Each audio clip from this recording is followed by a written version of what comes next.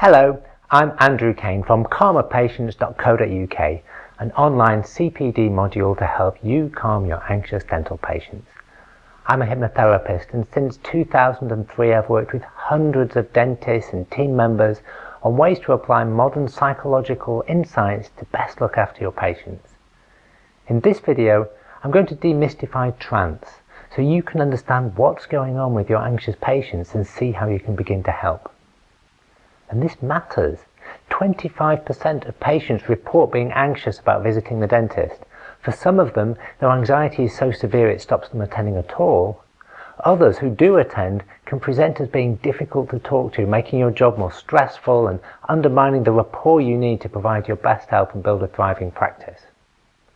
The good news, though, is that when you help someone with their anxiety, not only does their experience get better, they also enormously appreciate your help. Their trust in you will skyrocket, and they can quickly transform into being amazing ambassadors for your practice.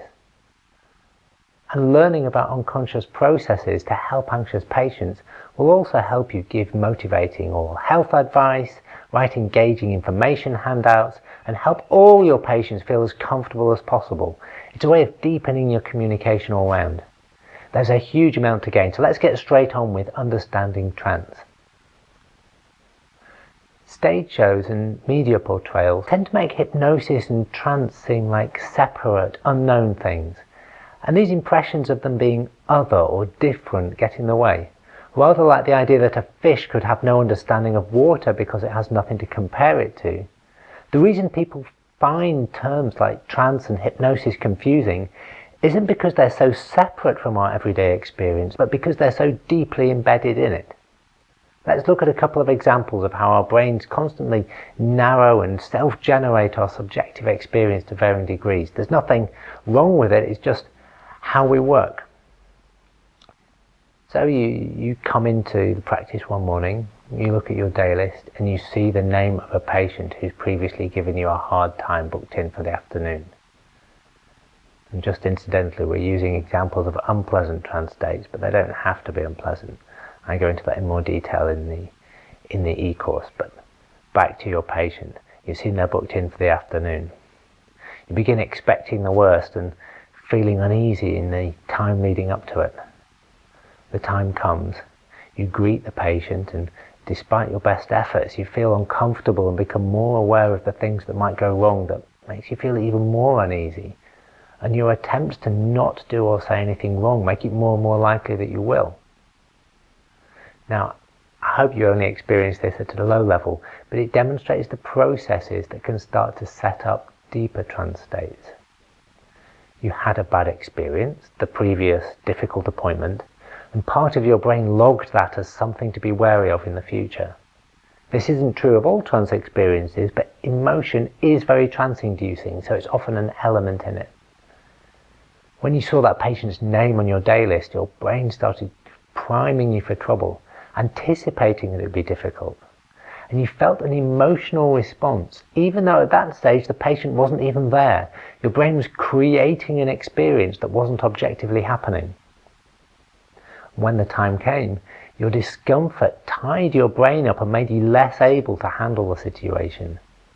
You had a heightened awareness of things that might go wrong, making you feel even less comfortable and creating a self-fulfilling prophecy.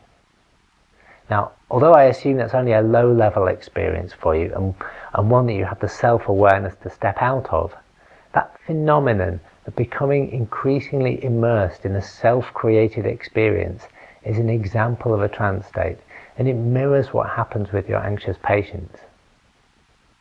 They've most often had a bad dental experience in their past, and their brains start priming them for trouble. They increasingly see and imagine things that reinforce their fear. They become unable to access their coping skills and forget that they can trust you.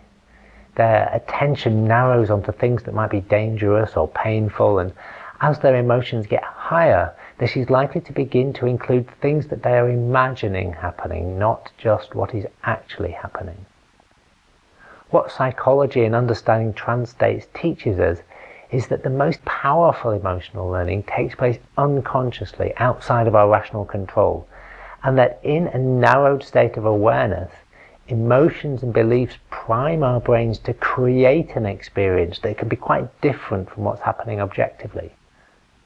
And trance is that narrowed focus of awareness that brings about that self-created experience. And from that perspective, I'm sure you can see the shared similarities between what we've talked about here and what happens in stage hypnosis. Once you understand trance states, you can begin to unlock them for yourself and for your patients. In the next video, I'll explain how hypnosis relates to trance states and how you can make best use of it in your dental practice. To learn more about this, what you can do, and how hypnotherapists can help someone overcome a phobia, check out my short online CPD module at calmerpatients.co.uk. You can buy it now, and if you don't like it, you can have your money back. It's simple as that, so there's no risk. You can find it now at calmerpatients.co.uk.